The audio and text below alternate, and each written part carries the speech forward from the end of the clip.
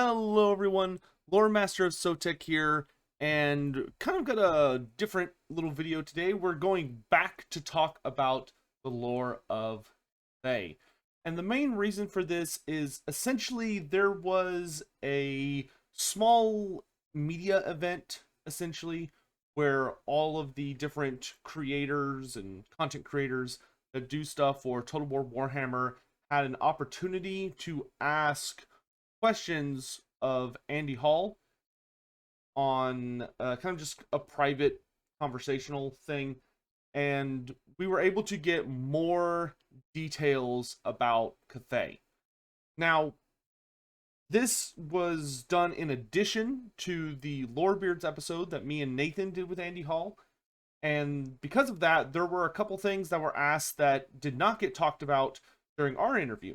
So I wanted to make a video just sort of briefly going over some of the information that I thought was interesting that was brought up that can be kind of combined with the information from our interview to make a more cohesive picture of just exactly what Cathay is and what's going on with it. I'm just going to kind of have some trailer footage going on in the background while I talk about this.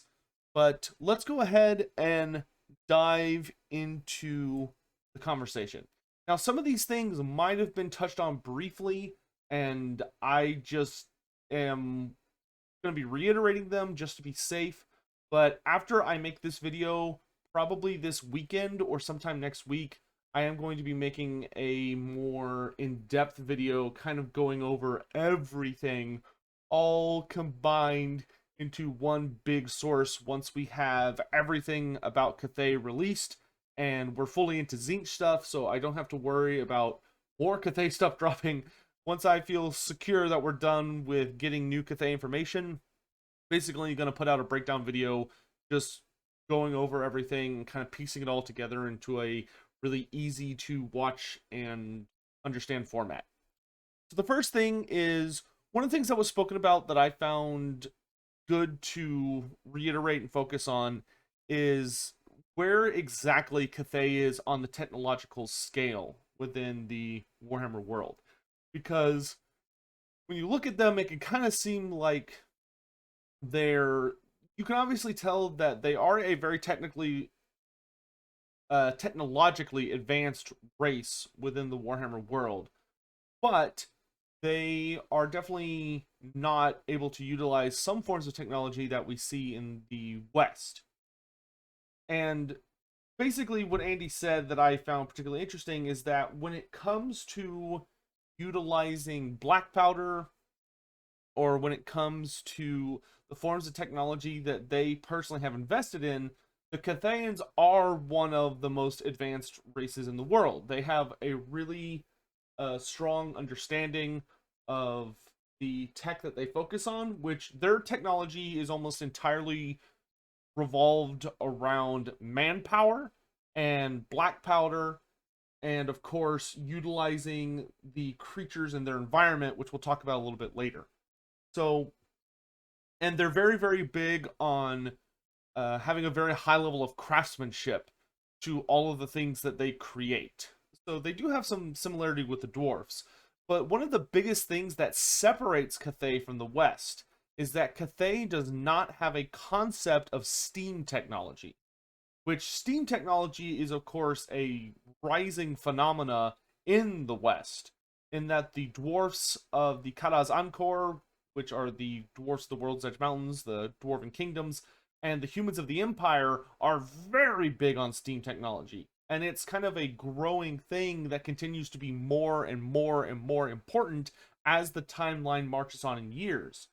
So that's kind of one of the interesting places where Cathay doesn't even have a concept of steam technology. It's not something that they've tried to look into, and it's something that just does not exist in their empire at this time. So it's kind of an interesting thing to see how they are completely lacking in a form of technology that is extremely common in the old world.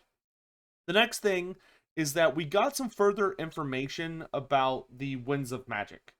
So in Cathay, they obviously recognize the Winds of Magic, But the Celestial Dragon Emperor, when he learned to master the winds of magic and kind of created his own philosophy along with the Moon Empress, working together to master the winds, they came to understand them in a different format than the West, which makes sense because the understanding of how magic functions in the West was designed by the High Elves, who in turn probably learned it from, well, we know they learned magic from the Slann, but it all kind of originates from like the Lizardmen, the Old Ones, and the High Elves as the originators of magical philosophy and understanding. Whereas in the East, for Cathay, we have the Celestial Dragon Emperor and the Moon Empress are the origin of their philosophies on magic. So to them, instead of having the 8 winds of magic, they have the 8 elemental winds. And the elemental winds have actually been named now. So the elemental winds are water, fire, wood, metal, stone, light, spirit, and darkness. So these are the same 8 winds that we know in the Western world, or the Old World, but understand under different names and focused around different themes. Now, the Cathayan Dragons have to master all of these 8 elemental winds, and that allows them to become masters of Feng Shui, which is high magic. It's combining the 8 winds into what the High Elves and the Slann consider the most pure and high form of magic. You know, the most elite and pure and crystalline. You know, it's kind of that like perfected form of magic, combining the 8 winds into that perfect harmony to create something spectacular. Now, we don't know for sure which wind is which.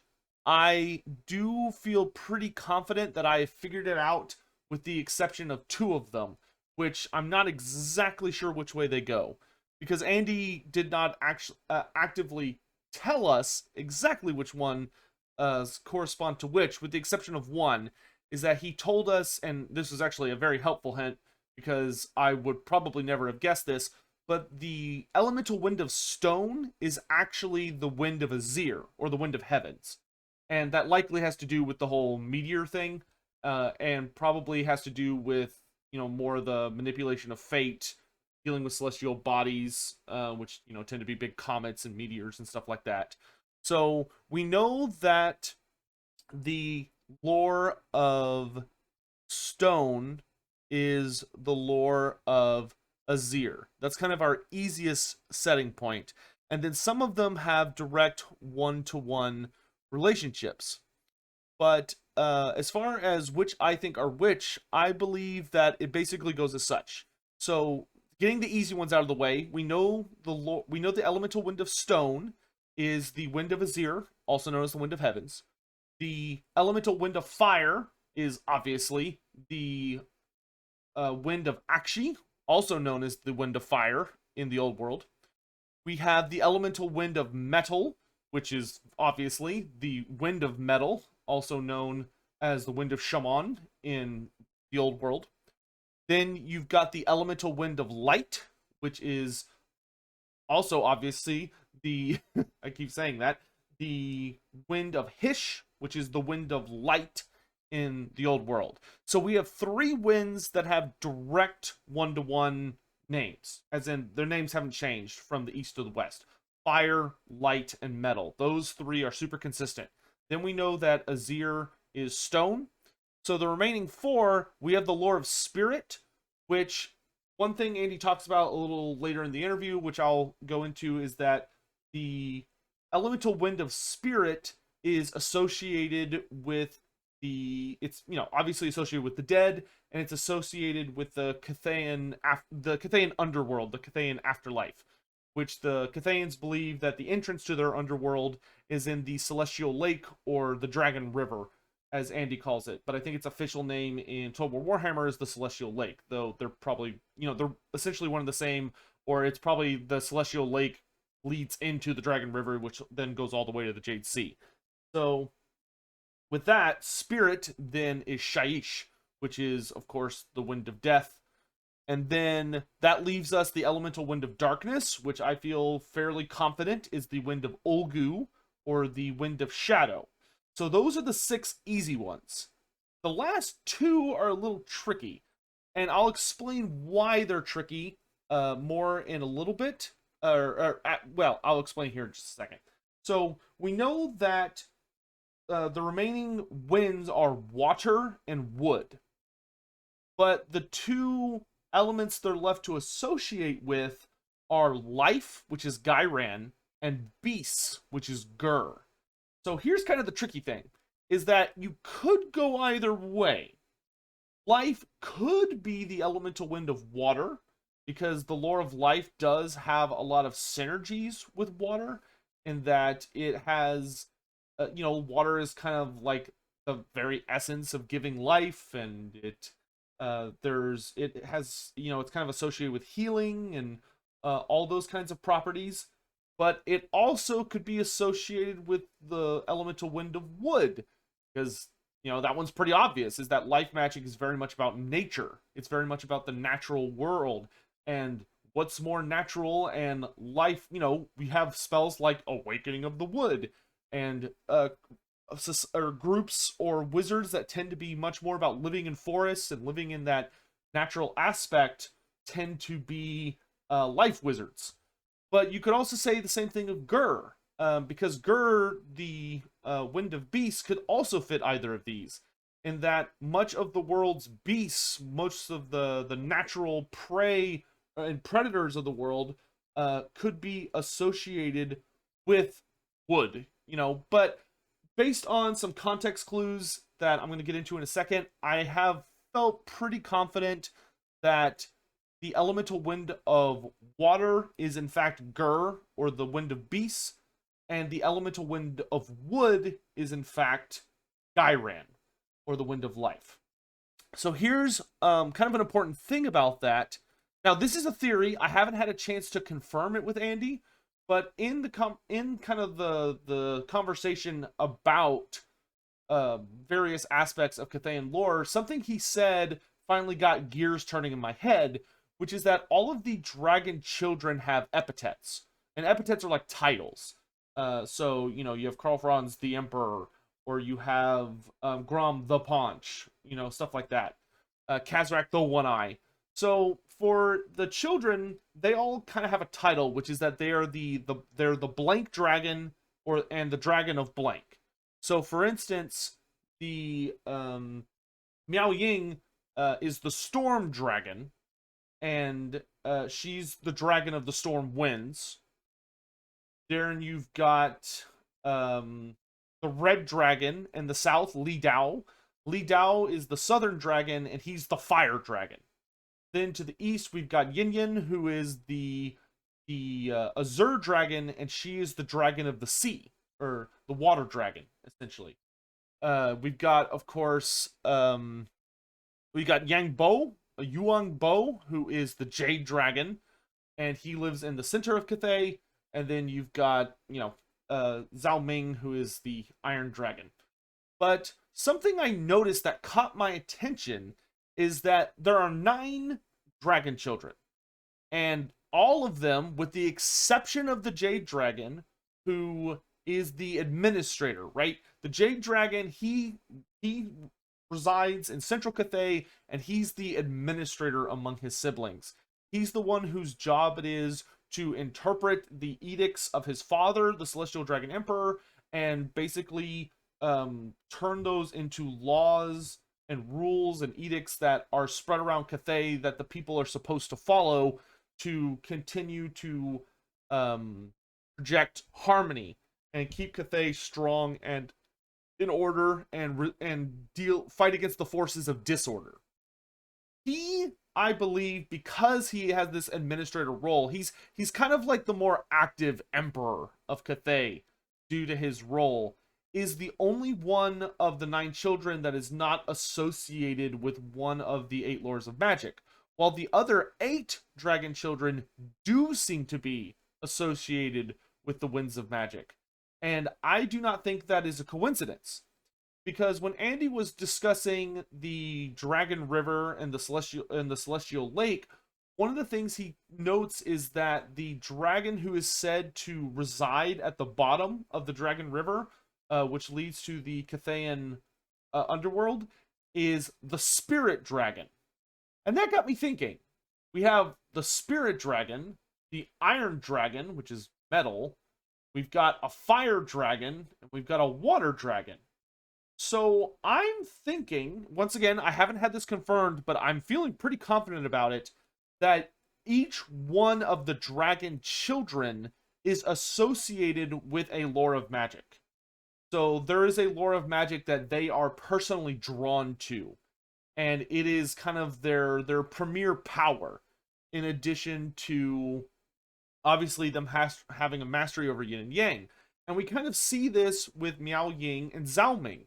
Many people have asked why don't they just have the lore of yin or yang? Because we know that Zhao Ming has the lore of yang in addition to the lore of metal as his spells. And then Miao Ying has the lores of yin in addition to the lore of life, instead of just the lores of yin. I don't think this is just randomness. I think that's because those are the lores they're associated with. Because, so the dragon in the east, who is the Azure Dragon, she is the elemental wind of water. So she's the dragon of beasts. Zhao Ming, the Iron Dragon, is the dragon of the elemental wind of metal. So he has the lore of shaman as his kind of big focus. The Li Dao in the south is the Red Dragon. He's the Fire Dragon. So he's going to be your, not only does he wield the lore of yang, but he also has a big focus on the lore of fire. And I was kind of moving through these. We know there's a Spirit Dragon who is one of the lost children. And when you kind of add all those up, you're kind of left with, okay, then what is Miao Ying? And honestly, I think Miao Ying is the Wood Dragon. She is the dragon of life, which may seem odd based on how we interpret in the old world, how we associate the wind of life, the Jade Wind, Gairan, with, like its attributes and abilities and its focus. To us, it may seem odd that that Miao Ying is the Wood Dragon of the elemental wind of wood, because we don't really associate her kind of aloofness, her standoffishness, her coldness with being the Jade Wind, but it may have drastically different elements. It may have a very different form and understanding than we're used to in Cathay, in that the way the Celestial Dragon Emperor understands and interprets the elemental winds, maybe that is how the lore of life is seen within Cathay. Because a lot of people have said, oh, why isn't she just a heavens dragon? Like, she's all about storms. Isn't storms the purview of the celestial wind? Isn't the wind of Azir like all about storms? Well, in Cathay, it's known as the elemental wind of stone. So the elemental wind of stone should be wielded by the Stone Dragon, which almost kind of sounds like Miao Ying's opposite, being the Storm Dragon. But at the very least, it's not her. So I'm like I said, it's a working theory. I haven't gotten confirmation about it yet. I'm hoping that I can have an opportunity to speak with Andy and get an answer on that. But I just thought y'all would find that really interesting. So moving on to stuff that actually is 100% accurate, is that we did get confirmation on how the lore of Yang and Yin are made. So all of y'all are aware, if you've been following this channel for a good while, that all of the winds of magic are fundamentally based on the 8 winds of magic. So to get one of the other winds of magic, you take the 8 winds and you mix them up somehow or mess with them in order to create a new lore of magic. For instance, if you just kind of slap them all together hodgepodge, you get dark magic, which is very it's very powerful, but it's also reckless and difficult to control. If you combine them all in like perfect balance, you get the lore of high magic, etc. So the lore of yin and yang also follow these rules, but the lore of yang is a combination of Gairan, Akshi, Azir, and Hish. Or for those who don't know their official terms, the lore of Yang is a combination of the lore of life, the lore of fire, the lore of heavens, and the lore of light. Meanwhile, the lore of Yin is a combination of Gur, or beast, Olgu, shadow, Shaish, death, and Shemon, metal. Which also makes, in my opinion, Zhao Ming and Miao Ying the most interesting of the still around dragon children. Of the five that are still around, they're the most interesting because Zhao Ming, being masculine, wields the lore of Yang. However, his personal lore, being the Iron Dragon, the lore of metal, is actually a Yin lore, which makes him having the mix of the lore of Yang and the lore of metal really interesting, because metal is not a part of the lore of Yang. It's an outside lore. The exact same thing is true for Miao Ying, in that the lore of life, or the lore of Gairan, is not part of the lores of Yin. It's one of the lores of Yang. So it kind of, I guess, goes to show how good of masters they are of all the winds, in that they don't just wield that mixture of half of the winds of magic, but they also bring in their own flair because there is a lore that they're so deeply connected to or seem to have a preference for. But so that's the information behind those lores, and obviously we'll get to see more of that in the future. But hopefully you find that interesting. I personally did. Speaking of the lores, we do know that the Celestial Dragon Emperor is the master of the lore of Yang. Because it's worth noting and reminding that he is not superior to the Moon Empress. The Moon Empress is his equal, his partner. She is just as powerful as he is. She just has different abilities and focuses. And where the Celestial Dragon Emperor is the master of the celestial winds, he is the master of the lore of Yang. His wife, the Moon Empress, is the mistress of Yin. She is the unrivaled master of the lore of Yin, which is moon magic, and is associated with the moon. Beyond that, we've already talked a good bit about the Dragon Children. Just to reiterate their names, we have Li Dao, who is the Southern Dragon, also known as the Fire Dragon. We have Yin Yin, who is the Eastern Dragon, also known as the Sea Dragon. And then you have Yuang Bo, who is the Central Dragon, also known as the Administrator, or the Jade Dragon. And he is honestly kind of the most interesting one, in that the Jade Dragon has an administrative role, and he almost kind of has the most power among the children when it comes to their role within Cathay, because he's the one that gets to interpret and define the rules laid down by their father. But it is noted that he also is the least likely one to go to war. It's not that he's weak by any means, it's just that his focus is in a very different area.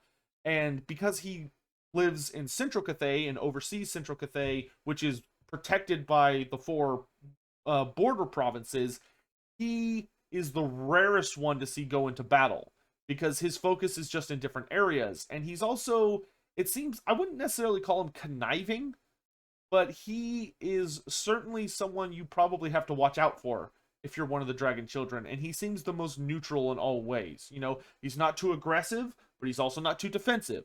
He's not too in favor of isolationism, but he's also not too in favor of expansionism. He seems to kind of hold his cards close to the chest, and honestly kind of seems like the most dangerous one in many ways. But I would love to learn more about him one day in the future, and I do hope he's represented in game some notable way. Andy Hall did give us some further explanations. You know, we talked about this in the interview, but just to reiterate, you know, the article that was put out about the Celestial Dragon Emperor the first time, one of the things that's worth noting is that the Celestial Dragon Emperor and the Moon Empress are extremely powerful. They are undeniably the most powerful of dragons who are currently alive and awake, and they are 2 of the most powerful dragons to have ever existed. You know, they're up there with the likes of Cal Galanos the Black. Though whether they're stronger than him or he's stronger than them is purely a matter of speculation and debate. I would imagine he's definitely larger than them, but they have other powers they bring to the fore that he necessarily wouldn't have. And so Andy Hall said that there's whether who among them is more powerful is basically purely a matter of myth and speculation. But those two are very strong. However, they are not gods. They are not gods in any way, shape, or form. In fact, they heavily detest the gods, and they are not more powerful than many of the gods. They are certainly not stronger than the Chaos gods, and there are many of the Warhammer gods who are also stronger than them. Not all of them, but some of the biggest, baddest people in their pantheons would be stronger than them, or at least equal to them in might. The likes of Sigmar, for instance, or Ashurin, or Cain, or the ancestor gods, the height of their might, stuff like that. They were probably in their ballpark, but by no means would be able to just dominate them or beat the hell out of them or something, which is something a lot of people seem genuinely worried about when that first article came out. So just wanted to be clear that there has been kind of a focus on that was kind of a misunderstanding. And it's just that for things that are not gods, they are godlike in power. However, they are not big enough to just go out there and start slapping down gods left and right. Beyond that, some other stuff we talked about. Once again, reiterating the Celestial Lake and the Dragon River. That's where the Great Bastion ends. The Great Bastion stretches across the north of Cathay, and it ends either in or just above Weijin, which is the capital city. That floating above that is the Celestial City. And so once Weijin is actually where the Great Bastion ends, and the Celestial Lake or the Dragon River begins, which then I think it's actually the Celestial Lake at that area, and then it files into the Dragon River, which goes all the way to the Jade Sea. And that forms a natural border because you cannot cross the Dragon River without dying. It's not possible. Anyone who has ever tried literally just has their souls ripped out of them, and they just become a bunch of useless corpses. And it is believed by Grand Cathay that that's their underworld and where all of their ancestors go when they die. Which likely has to do with the whole Cathay having the ability to summon their ancestral dead to fight alongside them in battle. Likely has to do with this whole Celestial Lake thing, which is very tied into the power of the Moon Empress and the Celestial Dragon Emperor, especially since you can aim the whooshing compass at it. And one of their children, very well, may be at the bottom of the lake managing things, or perhaps died and is dead down there, or is a guardian to the entrance to the underworld, who knows. But there's kind of your big information on that. Once again, Jade-blooded vampires were brought up quite a bit, and the lore for that is basically that just really hasn't changed. The Jade-blooded line started around 1163 when Herakte, who was one of the original vampires that Neferata gave her flawed elixir of immortality to, he was a member of Neferata's court. He fled from Nagash and Neferata, and he went to the east, where he ended up in Cathay, and he founded his own bloodline, which are the Jade Vampires. Just like how pretty much all the other vampires ran away and made their own bloodlines, or at least or stuck in the area for a bit, but most of them scattered. Moving on from that, the concept of harmony. I think we went over this in the interview we had with Andy, but just to kind of reiterate that harmony it's not just a representation of, a game mechanic. It is an actual cultural focus in Grand Cathay, which is basically that the Moon Empress and the Celestial Dragon Emperor view themselves as having a harmonic existence. And the Celestial Dragon Emperor believes that the best way for life to exist is in harmony. So he has, over his very long life, preached the edicts of harmony to the humans of Cathay so that they can emulate it and therefore, achieve a higher life or a higher purpose or whatever you want to call it. So it is something that is actively preached and practiced in Cathay, but not all Cathayans follow it. Not out of spite, but just because they're human, and humans we're dopey, and we make silly mistakes, and we're dumb. So there are a significant amount of issues that crop up. So people just kind of fail to follow harmony because their human tendencies get in the way. And the dragons kind of do their best to keep nudging humanity back along that path and trying to keep them focused. Beyond that, we had some interesting stuff brought up about the Celestial Dragon Emperor. You know, one of the big questions that was asked is, if the Celestial Dragon Emperor is so powerful, why doesn't he just come deal with everything himself?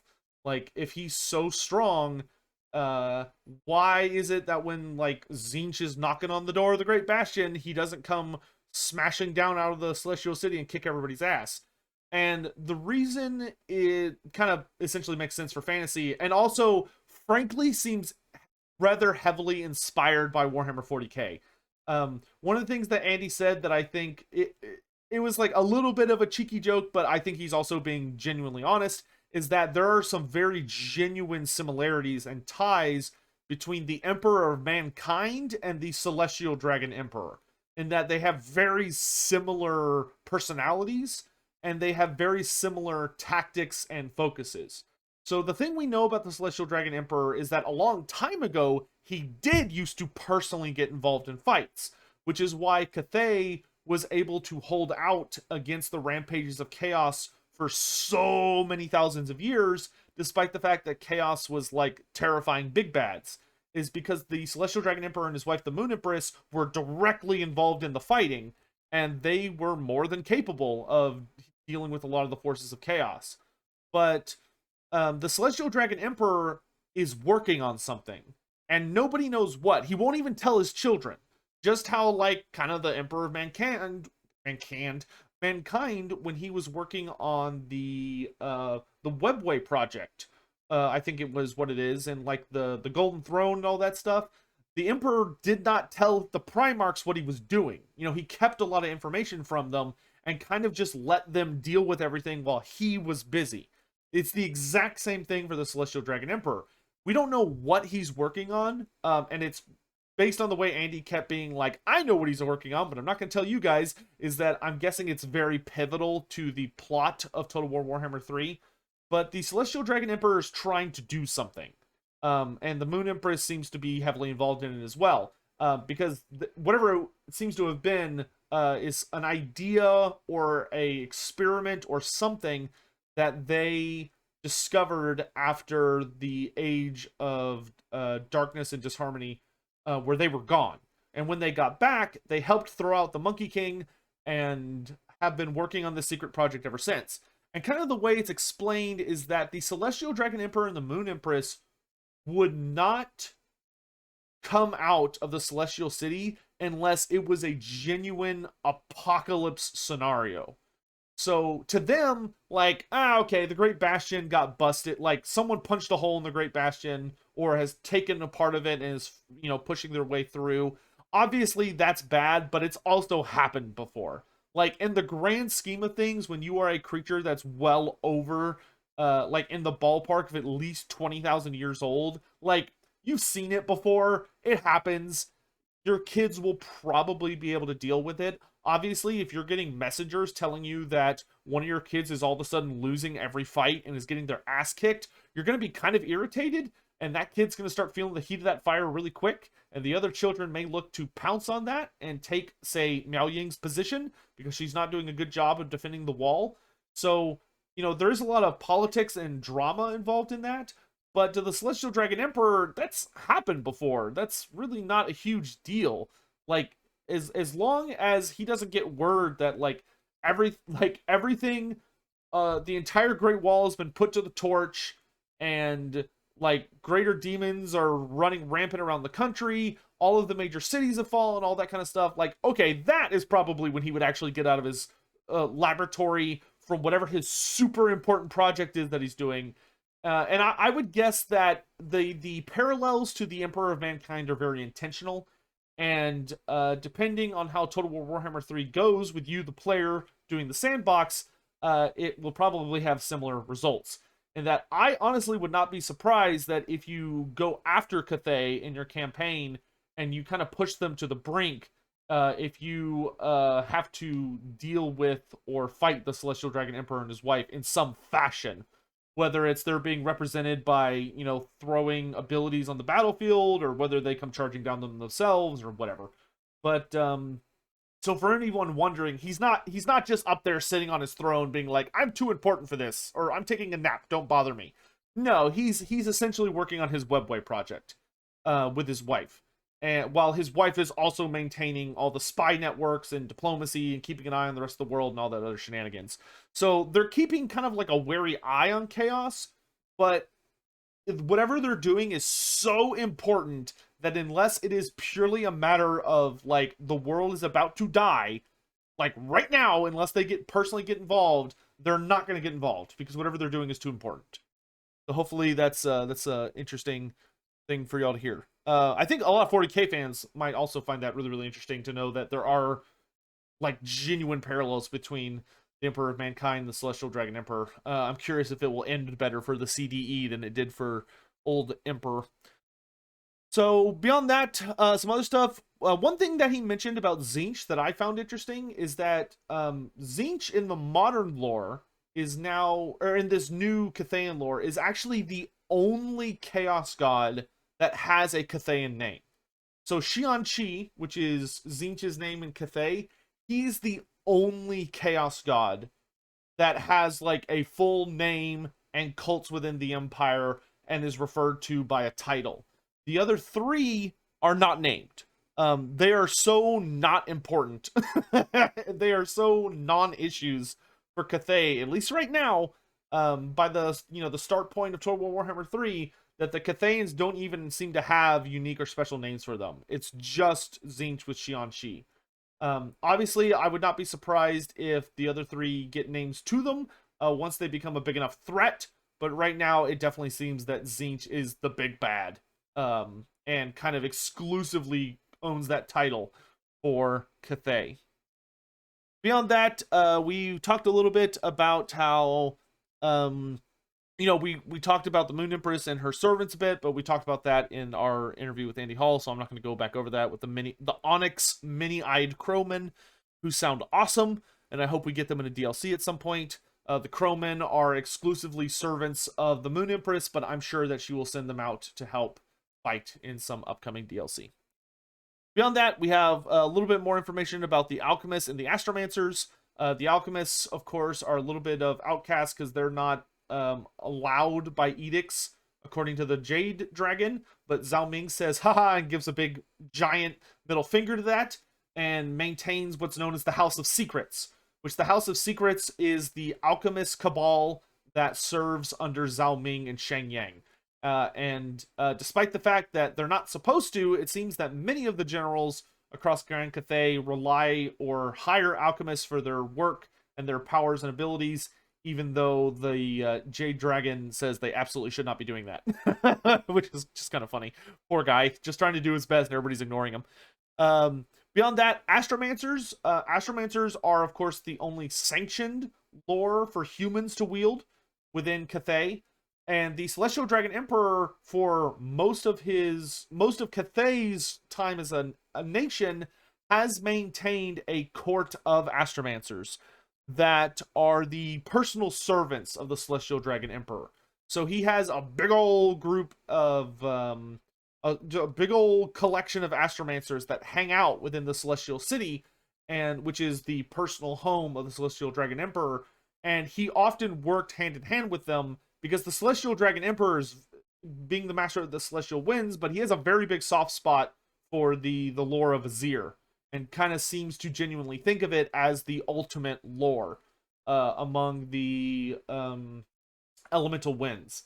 So in addition to teaching them this, they've kind of always been there as his most powerful agents. And whenever the Celestial Dragon Emperor wanted something done that required like a significant amount of magical power, he would turn to the Astromancers, which is why when the Celestial Dragon Emperor got immensely pissed off at the Ogre Kingdoms, he went to the Astromancers and said, deal with this. and so they summoned a big dang comet down. And I will note, much to my enjoyment, that in this, because this took place after our interview with Andy Hall, this kind of roundtable type situation, and I will note to my satisfaction that he did actually heavily insinuate that Tzeentch basically pulled a fast one on them by ensuring that the Astromancers called down a meteor that turned into the Great Maw, so a giant warpstone meteor or whatever it may have been. But he heavily seemed to insinuate that it was Tzeentch's doing, which is something that came up in our interview with him. So, you know, I'm gonna take credit for that. Beyond that, there was kind of a cheeky question about how the dragons of Cathay fly, since they don't have wings, and they actually kind of had an answer for it, which surprised me, which is basically that the dragons of Cathay, the 9 of them, plus the parents that have existed, ride the elemental winds. So they are basically able to soar and glide across the winds of magic themselves, which actually makes sense, because that is something that multiple creatures in the Warhammer Fantasy world can do. So that adds up, to be honest. Beyond that, we got some mentions of, something that I found kind of cool was that the Vermillion Warbird, which the Vermillion Warbirds are the creatures that power the Sky Lanterns, which you can see on screen right now. But the Sky Lanterns, the actual lantern part, the thing that keeps them lit and propels them and helps them fly through the air are caged Vermillion Warbirds, which we have had confirmation are very likely, which in Warhammer terms basically means yes, are distant cousins of the Phoenixes of Ulthuan. So they are Phoenixes, but they are Cathayan Phoenixes, so they seem to be much, much smaller. We did also get a mention of some other creatures, fauna, that are local to Cathay. We got mention of something called woo-bound chimeras and manticores, which are known to roam the mountains of central Cathay and occasionally come down and cause problems, just like manticores and chimeras in the old world like to do. Beyond that, we got some talk about some cities that were interesting. Probably the most interesting one that caught my attention, because I don't think it actually came up during our interview, was Fu Hong. So Fu Hong is known as the Chanting City, and it's in the south. It's very close to the Mountains of Heaven, where the Monkey King resides. And the Chanting City, or Fu Hong, is actually home to the Phoenix Temple. And the Phoenix Temple is where the Vermillion Warbird is kind of, not necessarily, it's not worshipped, but it's revered. And it has a significant impact on their community and culture in that area. So they also have a Phoenix Temple, just like the elves do. But the elves' Phoenix Temple is not really so much about phoenixes as it is about Assurin himself. But, you know, kind of an interesting thing. Beyond that, we got some kind of notes about the Terracotta Sentinels. There were some questions about if the Terracotta Sentinels have any kind of like sinisterness to them, like whether they're there to be enforcers or agents to remind the peasants of Cathay of, you know, who holds the power. And the answer is no. The Terracotta Sentinels so rarely move because after the Great Cataclysm, where the Terracotta Sentinels were created, and they were used to help fight against the big initial onslaught of demons, and then they helped hold the line against the forces of chaos until the Great Bastion was formed. After that whole incident, they were basically scattered around Cathay to act as sentinels, obviously, given their name. And they just kind of went to a spot, likely dictated by the Dragon Emperor, perhaps just wandered until some condition was met, so they were like overseeing people or an important trade route or something, and they just went inert. So they just stood there and became part of the scenery. And to the people of Cathay, many of them just kind of see them as part of the scenery, and don't seem to genuinely think that they will move until they suddenly do. And the only reason they will activate, they will get lit up from a fire from within and immediately start going into action, is because there is an invader nearby. So there is some sort of invading force that is a threat to Cathay. And when that happens near them, they will activate and charge off to go fight the enemy. And should they succeed in killing the enemy, the second their mission is done, so they've like wiped out the enemy and there's no more threats in that area, they will just immediately go back to being inert and standing perfectly still like a statue, and won't move again for another couple hundred years until some other threat causes them to have to surge into motion. So kind of an interesting thing in that they're the people of Cathay like seem to genuinely see them as actual guardians and not, an ominous force that's there to uh, deal with the squeaky wheel, so to speak. Beyond that, we did get some more notes about ancient Cathay with the Celestial Dragon Emperor and the Moon Empress. Something that I think we touched on a little bit in our interview, but wanted to reiterate is that the Celestial Dragon Emperor and the Moon Empress did not conquer the early humans of Cathay. So there was not like a fight between them and the humans. And the Celestial Dragon Emperor and the Moon Empress were not watching the humans and like conniving and scheming to take them over and rule over them. It was kind of a mutual relationship where the humans sort of rose to prominence, as did the ogres in those ancient times. And when the demons of chaos were kind of like spilling all over the world and everything, the humans happened to just kind of be a major force within the area that the Celestial Dragon Emperor and the Moon Empress considered their home, their territory. And they got interested enough in these primal humans, these walking apes, so to speak, that they used magic to shapeshift themselves to look like humans and went down among them to speak with them and kind of get to know them a little bit and learn about them. And eventually it kind of built up into a situation of the humans learning that, coming to rely on the dragons and their power and might, and this built up into a natural relationship of the humans and the dragons entering this mutual relationship where the dragons were ended up kind of taking over as emperor and empress, but not due to military might, but kind of from a built mutual relationship of respect and survival, which is kind of interesting. So the early tribes of Cathay were not, brutalized into, worship me or die.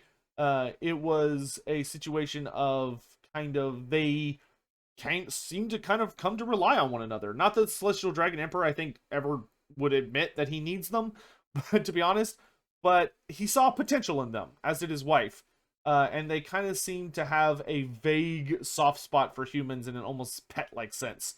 That they came to accept, seeing them as their nation, and teaching them their secrets and teaching them about harmony and magic and technology, and all this stuff that the dragons were able to kind of hand to them. Beyond that, we did, of course, get a little bit more information, that Yang is celestial magic, whereas Yin is moon magic. The Shugengan, which is probably the correct way to pronounce it, even though I think Shugengan sounds more fun.